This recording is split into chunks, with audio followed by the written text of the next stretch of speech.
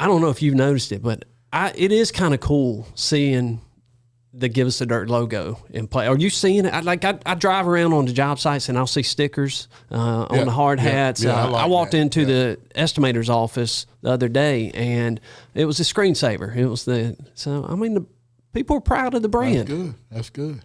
We need more people listening to it. We need more people subscribing to it. We're gonna. I need to be hiring security. I'm looking into hiring some security. So. Yeah, let the last ones go. You are my security. Well, so I don't have to hire anybody. You might have to, but I don't. I need to get somebody to watch me. Yeah. I didn't tell you this, but we actually had someone. We may have a sponsor for the podcast. Really? Yeah. I can't tell you the name of it, but it's a hydration company. But they've shown interest in being a sponsor of the podcast. Oh, really? Yeah. Oh, okay. That'd be cool. It's not Bud Light. It's actual hydration. Okay. Not dehydration. Oh, okay. Okay. But there is a sponsor opportunity out there, which to your point, that's big. Good. And it's not Tito's? It's not Tito's. Oh, okay. Not Tito's.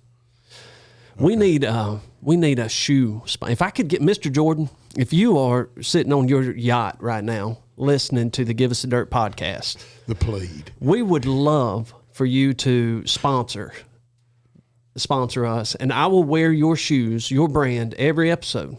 I do it already, but I need some new ones. And if you could come out with here we go, a pair of Jordan steel-toed boots, yeah, I think it would catch on. Triple E, Mike. You think he's listening? Oh, absolutely. Yes. I would be. I'm sure you would. If I was him. Yeah. I'm sure you would. All right, we got a podcast to do. Should we do it? You ready to get to work? I'm ready. The sound of that tractor means it's time for us to go to work. Welcome to the Give Us the Dirt podcast, powered by Hoopah Grading Company. I am Brandon. This is Bam Bam, and we are your hosts. Javan, welcome to the podcast. Thanks for having me. All right, I'm gonna do my best to do my intro here. So I wrote. This is the only part I write. Okay, the rest of it I try to wing it because I really want to be in here. But I want to read my intro. It says Javan Browning with the Browning Group is broke into the industry at 18 years old, following in his older brother's footsteps. Don't let his age fool you, because this young man has done a little bit of everything. He's had experience as a laborer, operator, surveyor, trainer, supervisor, truck driver, and now he is joint owner in the Browning Group. Did I get all that right? Yeah, I think that's all the titles I wear for now. That's awesome. Javan, well, welcome. Thank you for being with us today. We're excited to get to talk to you a little bit. Yeah, absolutely. Thanks for inviting me out. Look forward to having some good conversation. So is this close to home for you? Yeah, about 30 minutes or so. Stay in the Concord area. Been there for 5-6 years, so always around the big booming work area. So is that where you grew up in Concord? Kannapolis. Okay. Born and raised, and then stayed in Concord. Ventured to Florida for a little bit, but North Carolina's been home, so that's where all my construction experience has been. And you grew up in the business, didn't you? No, didn't grow up in it. I thought your family had been in the business. No. All right. Oldest brother was in the industry. Yep. Yeah, he started in the landscaping industry, moved into civil infrastructure work, and I was 18 and a half when I thought it was too late to get into the industry. And too late to get in at 18? Yeah, 18 and a half. I had a mindset. I was like, man, I missed the window. Missed my opportunity. That ship has sailed already. Yeah. I'm not marketable at 18. That's hilarious. Yeah, it was a conversation I had with him. I said, man, I'm 18 and a half. I think I missed the window of getting in. I'm going to be behind the curve. Don't know if it's worth it. And he didn't laugh too hard at me, so wound up filling out an application, starting in the industry with him, and been doing that for 5.5 years now. With your brother? Yep. You had to fill out an application to get a job with your brother? Yeah, he was working for another civil contractor here in the area. Did he interview you? No, he was a foreman, so I didn't interview with him. I went through the. I was gonna say that's a little much. Okay. I think he put in a good word for me. Yeah, that'd be tough, wouldn't it? That would be tough. Yeah. That'd be hard. So what was the transition then for you into the construction industry? Tell me about the creation of the Browning Group and when you decided to make that step, or was there a stop before that where you were doing some of these roles that we read earlier? Yeah, I mean, it's a little bit of everything. Oldest brother led the way, 10 years in the industry. I followed in suit behind him as a laborer. We were together for about 3 years, then we got our middle brother into the industry, and we all kind of stayed at the same companies, all on the same crew. So we had a good brother relationship working together. We all bonded. So there's another brother. Yes, there's sir. 3 of you. See, our research department. Is that all of you? Have you got any more surprises? I got a lot of surprises now, but 3 brothers. There's 3 brothers. The parents are involved in the business, so we're a true family business. We got awesome. 3 dogs at the house. They're part of the office division at the house, so they help us. They come to work every day? Oh, yeah. They show up on time every morning as long as you pay them in food and treats. There you I actually go. like that. I think an open dog policy should be. We don't have enough dogs here around the academy. No, absolutely not. It does make the office A environment a lot little of bit times better. dogs are better than people in some certain situations. I love dogs. So we need to have that. What speaking of dogs, that was one thing that the research department found out about you.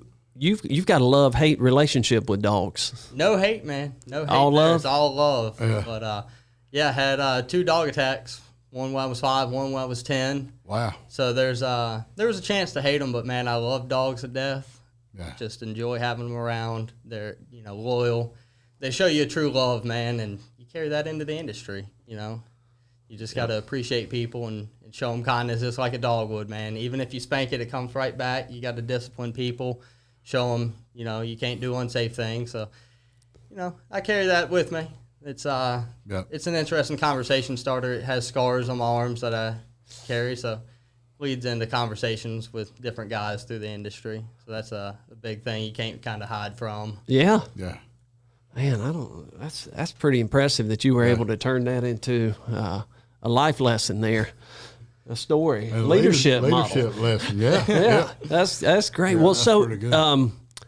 did you worked at Wayne Brothers? How long were you at Wayne Brothers? I was at Wayne Brothers for 2 years.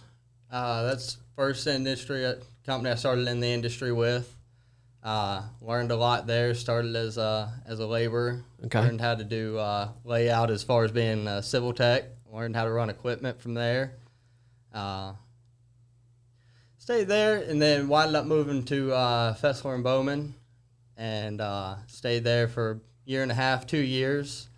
Went to Littman Excavating. Was there for about just over a year, and then been with the Browning Group since we started, and been doing this a year and a half for ourselves, building our own brand, building our own name. So, how long on the Browning Group? A year and a half now? Yeah, we're right at a year and a half. I think as far as being incorporated, 2 years in the industry. So tell me about the idea for that. Tell me where that came from and what made you finally pull the trigger on that and say we're going to do our own thing. So we've carried a brother relationship, all 3 of us working together, and we always got it done, even if it was just us 3. We were the only ones on the crew. Learned a lot. Loved the companies we worked for. But we finally said, man, if we're doing this for other companies, we could do it for ourselves.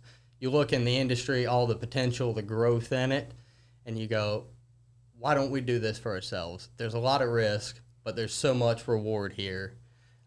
So Jared kind of spearheaded that, started doing a lot of research, looking into it, and we started pushing through, getting all of our licenses and certifications, and finally became incorporated, and we all said, we're all in.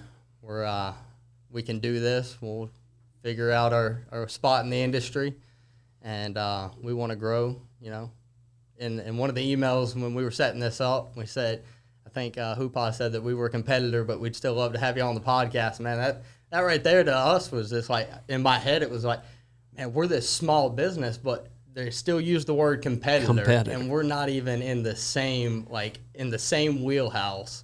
You guys have hundreds of people, and we have not even 10 right now, and it's like, that's our goal. We want to grow together in the industry with the other companies, but just to be in that same mentality of we're competitors.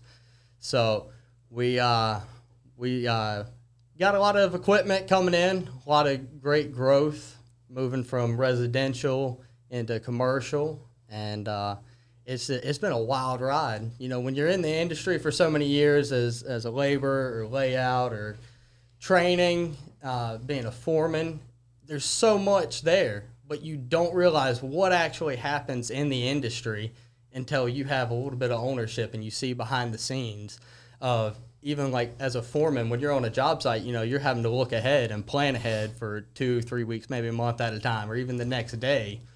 But as an owner, or a part owner even, is you're sitting here looking months ahead of what's actually happening. And then there's months ahead of that of the people that are buying the property and dreaming of the buildings, the concepts, the businesses that are going to go there. So it's been a real eye-opener. As I knew this industry had so much growth potential, and that it's multi-million dollars just right here around us of what's being built. But you don't actually comprehend that until you get on the back end of it and see the jobs that are going up for bid and how many companies are actually going after that work. That's impressive. That's pretty cool. That's pretty cool. So I want to dive into that, what you talked about there, especially you guys setting up the company. But tell our listeners real quick, Browning Group, what do you do? What services do you provide? What's the scope of your business? Well, the scope of business is civil infrastructure. We do dirt moving, grading, clearing, a little bit of demolition, lots of underground utilities. That's kind of been one of my favorite wheelhouses to get into. But, you know, full scope, we're going to be turnkey. We want to be able to be on the site from start to finish. So that's the big goal. But, you know, everything that Hoopah does, just on a smaller scale for now, but we're still competitors there. But that's great. You know, there are days that we wish we were still doing it on a smaller scale. Yes.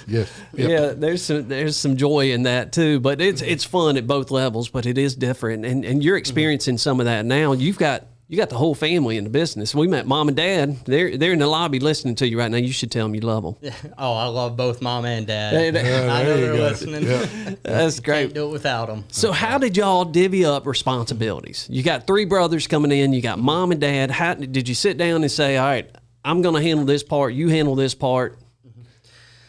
Yeah, there was conversations, but everything just kind of naturally fell in a family of 5, as everyone has their specialty and kind of what they're comfortable, their roles that they go in. So Mom, Tracy, she's the majority owner of our business. We're a woman-owned minority business. So that's something we've been working into, you know, capitalizing on. It helps getting some contracts. Jared is, you know, he's been in the industry for a long time. He's built a lot of good relationships with general contractors and other companies that we've worked alongside. So he's done a lot with our bidding and estimating side. Dad has financial and management background, so he's been a big, tremendous help of helping us understand the financial aspect of when you're getting into this industry, you're dealing with a lot of money. You know, we know the field side a lot more. He knows the back end. And then me and the middle brother, Luke, we've taken up the field side, getting the work done, training the people, managing the jobs, tracking them. So everyone just naturally fell into the roles. There was no, oh man, we gotta split this up. We don't know how to do this. Well, yeah, there's things you don't know how, but you just naturally gravitate towards, you know, here's someone's weakness, here's someone's strong point. We'll all come together and we'll be a powerhouse of a force here. Pretty cool. Yeah, that's good. What about what's the next step for you? There's so many next steps to take. Yeah. New ideas all the time right now. Yeah. That's a fun, exciting time. Yeah, I mean, you know, we're sitting here talking about so many next steps of what's the next part of the industry that we want to bring in. We already do a lot of grading and dirt work. We've done a lot of clearing work that we bring in. We do a lot of utilities, not just for ourselves, but subcontracted under other companies. Continuing to grow that, adding in other crews to continue to grow that work and to expand into that field, and seeing where the industry takes us, because there's so many opportunities for it. Yeah.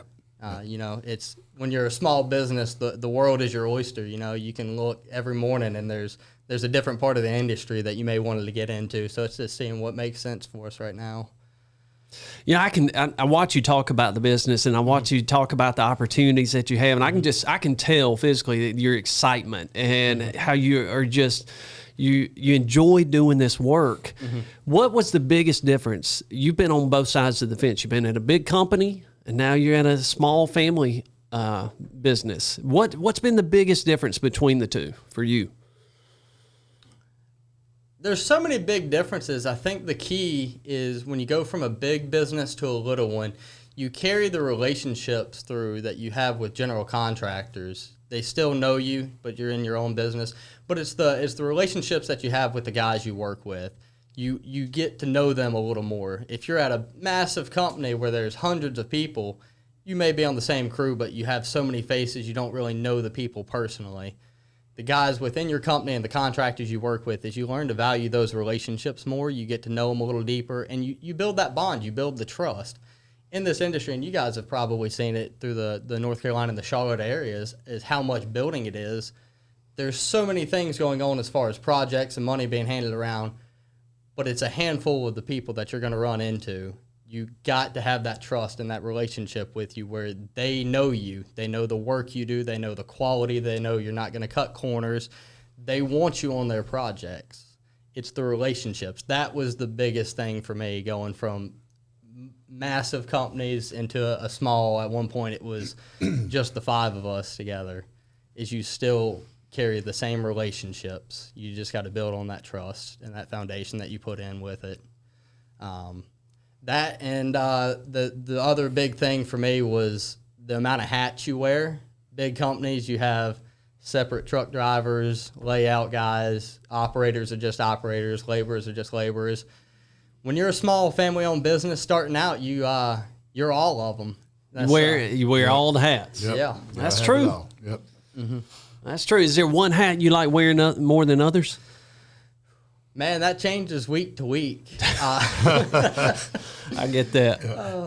Man, I've always loved running equipment since I got into the industry. I think everyone does, but there's just something satisfying about, seeing the work being done, knowing that, dude, so many kids, you're sitting in a sandbox playing with a little toy, and then now you go out to a job site and you're running an 80,000-pound track hoe, moving dirt, and it's something we take for granted. It's so cool. We did a subdivision job, and a grandfather kept bringing his grandson around, watching the equipment. And you just got to stop and take a minute to realize this little 4-year-old is watching this massive equipment, not taking into account everything that goes into it. And it's like, the excitement he has is the excitement that we need to have in the industry for. It's like, we're doing amazing things. It's really cool you take just a job site with a massive piece of equipment, multiple pieces of equipment, and it's just like an ant farm, a beehive, just changing it. And then within a few months, you got buildings going up, and it's like we get so caught up in the task day to day to not even appreciate how cool it is. You have people stopping by or driving by, taking photos, asking about the equipment, kids wanting to see the equipment running. Yep. And you don't realize you're living out a lot of kids' childhood dreams, even your own. That's your next generation of equipment operators. That's the way you got to look at it. So once you broke into the industry, you realized this was it. This was what you wanted to do. Well, after about the first 3 months, okay. First 3 months, I was shoveling mud out of storm manholes. So yeah. there was a little bit of doubt and hesitation there. Yeah. And but that made me appreciate it more. When you get into the industry, I worked for my oldest brother. He was my foreman, and I thought it's just because he didn't like me, I got stuck doing all the hard work. But you do all the physical labor, and it makes you appreciate being able to run equipment, to knowing all the groundwork that goes into it. But once I got into equipment and got comfortable with it, I knew this is the industry I'm meant to be in. This is where I'm at. That's so cool, Jay. This is the long haul. And I listen to that and I think about how many days do we go about our jobs and we just forget about the fact that this is pretty freaking cool what we do. Oh yeah, absolutely, yes. And just to step back and to see that dance taking place out there on that job site and all that equipment and the dirt moving, I mean, it's pretty cool. And Jamie, you're right. We need to be that kid.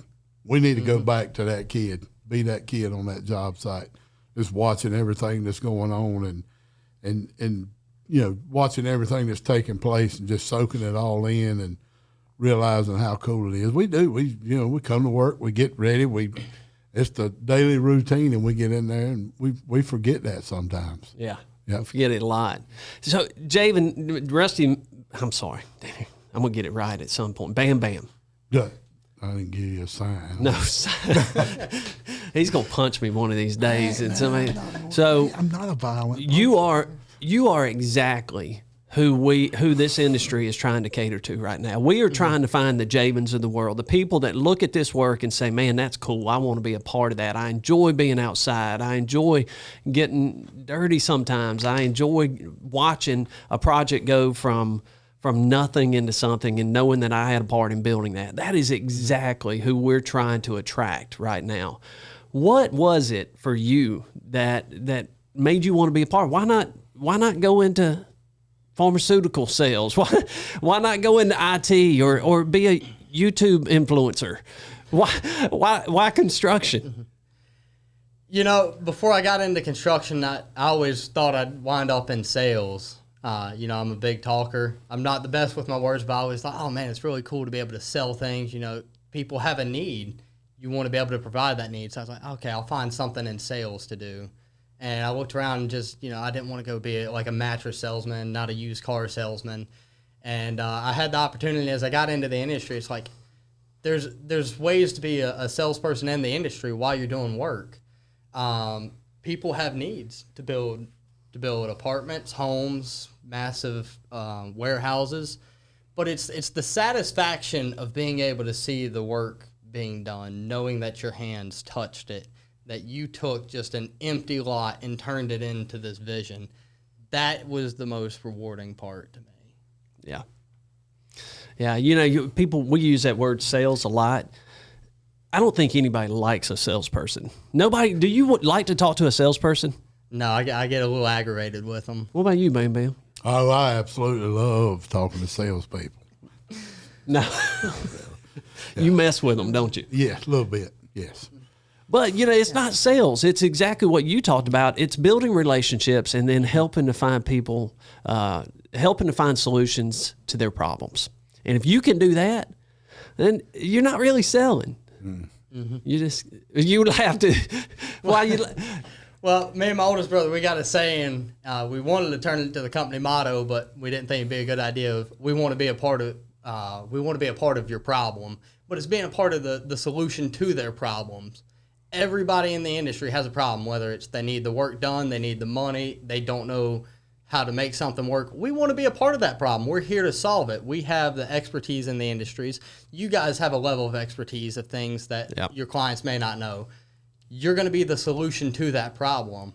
And that's just been the coolest thing. If there's so many different parts to it, whether it's underground utilities, demoing buildings, land clearing, grading, those are solutions that a lot of people don't know about.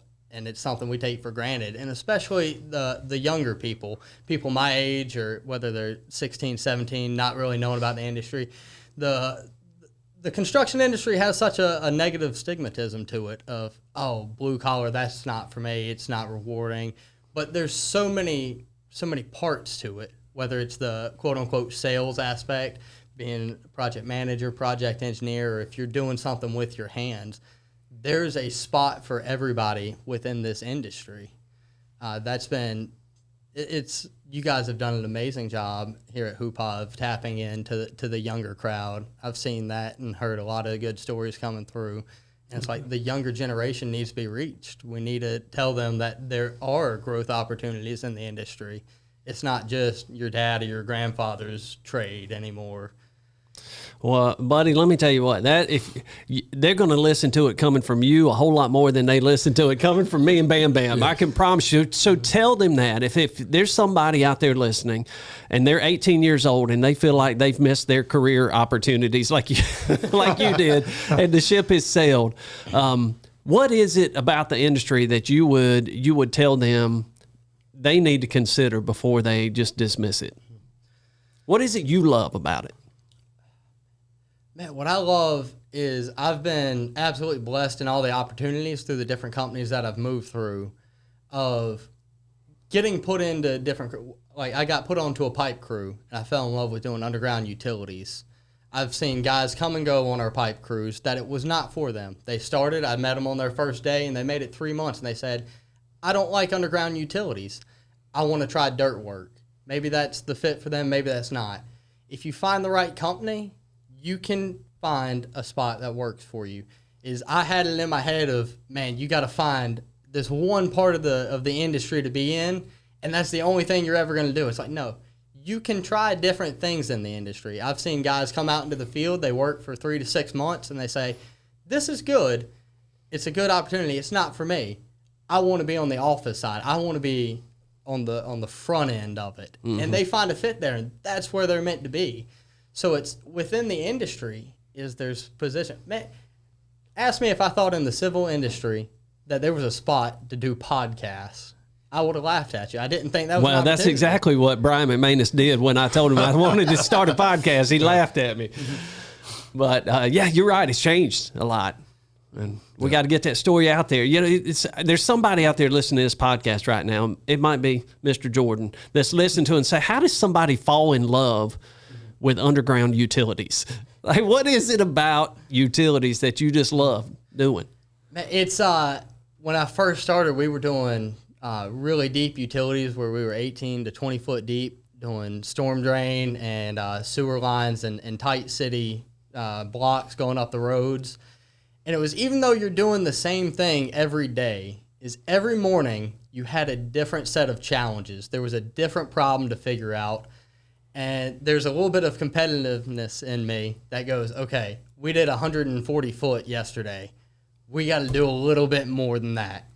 How can we do that? What's the step that you can take in yourself and as a crew to one-up yourself from the day before?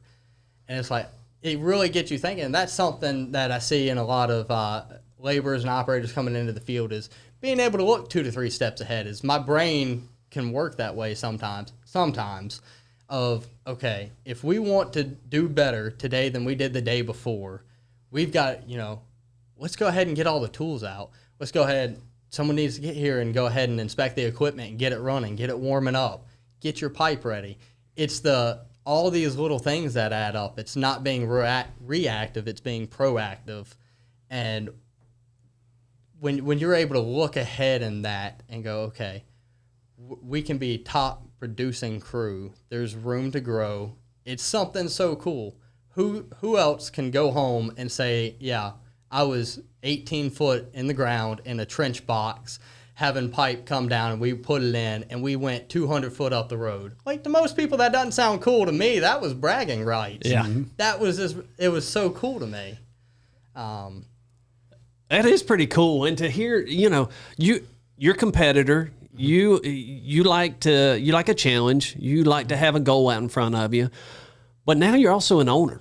Mm-hmm. Yep. And so that's a different role, right? That's not just Javan anymore. Now you got to think about, I got these people out in this trench box with me. I got to think about the owner, the client. I got to think about my people. I got to think about their safety. I got to think. So it's so much more that goes into that thought process.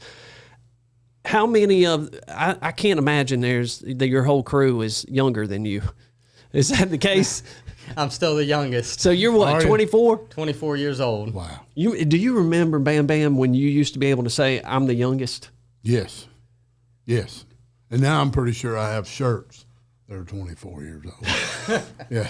I told Javan before we started recording, I said, there's a moment in time where, like, I can remember looking around the room and being the young guy in the room, but then it's like it just happens. One day you look around and say, wait a minute. Yeah.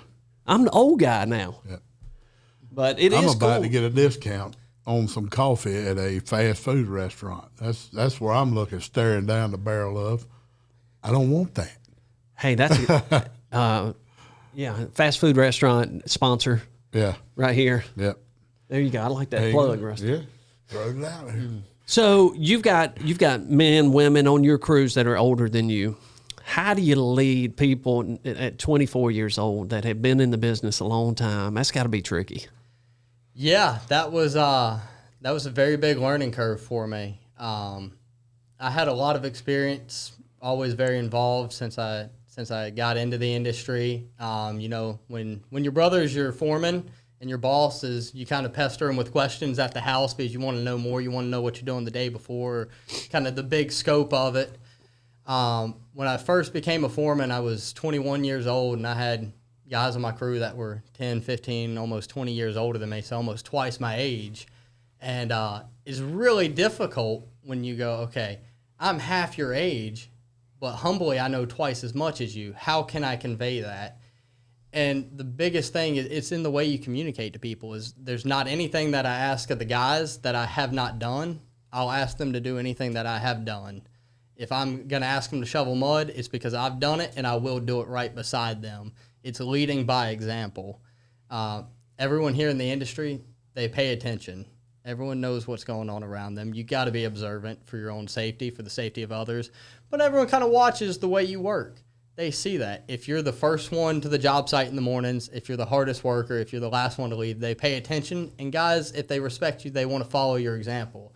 So whether they're 18 and younger than you, or if they're 50 and just getting into the industry, or they've been in the industry 20, 30 years, is if you show them that you work hard, and if you make a mistake and you're willing to own up to it, they'll respect you for it. And you just got to lead by example in that. That's great advice. And that's the key word right there, respect. Go out and gain their respect first, and then you'll get their trust. Yep.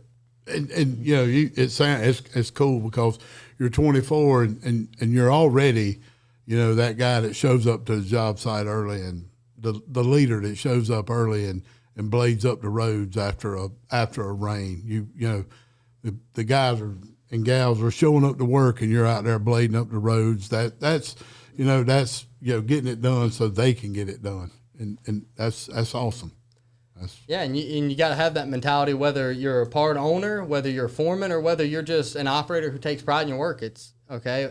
What can I do that benefits everyone else around me? Is it showing up early to blade a road if you're on a pipe crew and it rained? Yeah. Can you get the pumps out and go ahead and set them up 30 minutes early? And that way, when everyone else comes into work and it's 7 o'clock and you're starting, you're not everyone's sitting here waiting. You're ready to go. We're already winning the game. We're already winning it. That's cool. Yeah. One of the cool things I like seeing is in the industry is the introduction of all the new technology. You know, especially with the younger generation, you guys are accustomed to that. You like that, and it's attractive to that next generation. We bring them in here and we show them that, hey, we're running this equipment with GPS. We're flying these sites with drones. We're training on simulators. How have you seen that technology play into what you're doing, and is that something you get excited about? Man, I get real excited about it. Being a smaller business, is we see the potential and the helpfulness of technology. We've invested probably over $100,000 in GPS equipment already. We have it on our track hoe, on our dozer. We have our rover system. It's really underutilized in a lot of smaller businesses because it hurts to pay for it. But when you see the growth potential in it and how it helps you on these job sites of being able to just set up your GPS and knowing that your dozer is on grade because you've done your localization, you've set it up, is you save money in the long run, and it helps guys learn too. You have so many people that come in and they have that technology mindset, and they go, okay, well, I know how to do all this. Well, let me learn about GPS. I know how to use my phone. I know the math, but let me understand what this screen is saying. It's been under taught in ways. GPS, I think, can make some operators a little slack. You hit an auto button and you go. Other people, you pay attention to it. It helps you learn how to pull grade, how to pull slopes if you don't click the auto button. But there's so much growth potential in it that it's been really phenomenal if you have the proper training beforehand and you continually grow guys in it. Then, like you said, drone technology, you know, I tried to get into that with our business. Did you? Didn't work too well with our drone. I found the side of a track hoe bucket with it. You wrecked the drone? Yeah, it was only about the fourth flight I had with it too. That's an expensive lesson to learn, isn't it? Yeah. So you flew it into the side of a piece of equipment? Yeah. We I had this desire. I wanted to start, doing flyover drone shots of our job sites to be able to show from start to finish. And we were doing a utility ditch and they were backfilling. I said, man, I'm going to get a really cool shot. This may look good on Instagram, flying through the ditch. You can see the pipe work and the dirt going in. And I didn't coordinate that well with my track hoe operator, and he went to put the bucket out and put some dirt in there, and my drone went about 50 foot sideways in 3 pieces. It was done. Oh, yeah. So who gets that first call? Does that go to brother, mom, or dad? About the drone being tore up. Well, I paid for the drone, so I just had to call myself and tell myself the bad news. You just said, okay, all right. So you didn't have to tell anybody. You just said, I got to replace this drone. Yeah. Yeah. They found out in the business group chat when I told them, yeah, drone went sideways. Yeah. Yeah, I've never flown one. Do you? I know. I mean, we've got some very skilled pilots in the company that do this all the time. But just a little $50, and I'm not good at that. I'll be honest with you, but I do have a drone story where a buddy of mine was trying to film a blast. He just bought. I think he paid like $8,000, $9,000 for it. It was for mine. They were filming a blast, and they flew the drone down to show the blast. And a piece of fly rock, first flight, piece of fly rock came out and struck the drone and destroyed it. Oh, man. He had to make a phone call on that one. He did not buy that one. So, yep. So drones, y'all probably, everybody should do everything they can to keep me away from flying anything, unless it's sitting in coach in the airplane. I do think it's cool seeing these sites being flown, and I think that is a nice perspective to see of that, that we're able to get into. And you take that, as I've even seen it in our industry, of people bringing drone technology into surveying. I probably won't be the one to do that. I may crash another drone, but that's the other part of using GPS is you can survey these sites to know your cut fill, your import, export, kind of how your site's balanced.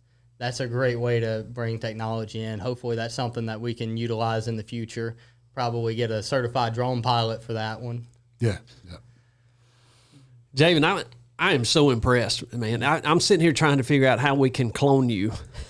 Yes, because absolutely. we need about 100 of you right now. So it's impressive to see not just your knowledge of the business and the industry, but your passion for it.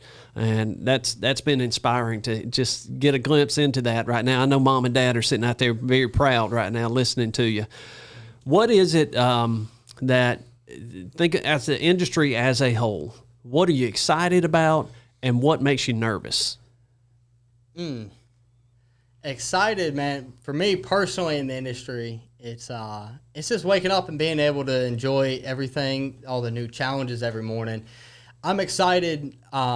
Something I wanted to do with our business and trying to figure out how to get into that is bringing the younger generation in. Is how do you reach the kids in high school? A lot of places you got to be 18 to get into the industry, but it's never too early to start talking about it with them. Right. When I was 18 and a half and I thought it's too late to get into the industry, I even saw my brother in the industry and he didn't start when he was 18, but somehow I had that mindset. So it's how can we help the next generation to come in? How do we get there earlier? Yeah, you've got to get there. And does it start at high schools? I think it goes even before that. What can we do to get into middle schools to help start showing these kids that there's opportunities here? Well, and what's cool about what you just said, you used the word we. What can we do? That's not, for so long I heard people they point fingers at the system, the school system and the education system and the government for not teaching this stuff. It's up to us. Yeah. It's up to us to get in there and do that. And so I'm glad you used the word, what can we do? It's not just the Browning Group. It's not just Hoopah. It's all of the businesses that are in the civil infrastructure industry. We're all here together. We all need people to grow. There's work that needs to be done that you need manpower for. You got to go to the next generation, and you can't just expect them to know what we know. That's my thing is I have experiences in the industry that Bam Bam might, and you might not. The next generation doesn't have it. So how do we share that with them? Well, it's things like this, using social media, using podcasts, getting into the high schools and the middle schools, showing like career days, just going and talking to them. It's everyone's got to participate to get the next Be generation honest, involved. you're getting ready to start a podcast, aren't you? Is that what this is? You're leading into your own podcast, the Browning Group, live on. That's on the wraps right now. Man, you got swag. I was nervous that I was obnoxious with all this give us the dirt stuff on, but man, you decked out too. Yeah, man. Y'all got your own swag. You're ready. Yeah, dude. Branding in this industry it's very important to us. All the guys wear the Browning Group shirts, got nice logos on them. We take pride in our name. Yeah. All of our equipment. When you drive by, you'll see logos on our equipment. Yeah. You know, Yeah, that's absolutely. Yeah. You don't want to drive by a job site. You know, I'm on job sites and I drive by and I go, man, I don't know what contractor that is. Why don't they put a logo on there? Why are they hiding behind this little logo? Mm-hmm. Man, my guys, we got stickers made and they're like kids putting stickers on the Traco, man. And we got some on the boom, the stick, the counterweight, the door. Be proud of your brand. That's right. Yeah, that's one of the cool things about this industry. People do take pride in not just their work, but in their company. Bam Bam and I were talking about, we see these stickers and these shirts around. We walked into an office and saw it on the desktop screen. So that means a lot to me, and it also makes me want to do better each time and to keep this thing going. That they take a sense of pride in this podcast, and that they're not thinking we're crazy, that they enjoy it. And they're really going to enjoy this episode. I've enjoyed being able to talk to you today. Was there anything that made you nervous or makes you nervous about the industry and where we're at?